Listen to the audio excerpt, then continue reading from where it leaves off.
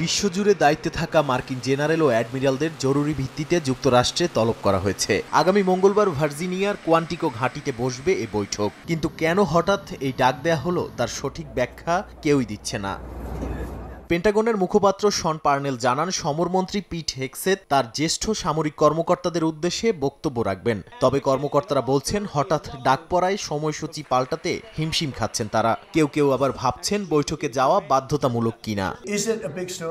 এ বিষয়ে হোয়াইট হাউসে সাংবাদিকদের প্রশ্নের জবাবে প্রেসিডেন্ট ডোনাল্ড ট্রাম্প বলেন, এ ধরনের বৈঠক বন্ধুত্বপূর্ণ সম্পর্কের পরিচয় দেয়। তিনি পাল্টা প্রশ্ন করে বলেন, এটা এত বড় কিছু নয়, জেনারেলদের সঙ্গে ভালো সম্পর্ক রাখাতে ক্ষতি নেই। ভাইস প্রেসিডেন্ট জেডি ভ্যান্সও বলেন, সমরমন্ত্রীর সঙ্গে জ্যেষ্ঠ কর্মকর্তাদের দেখা করা অস্বাভাবিক কিছু নয়।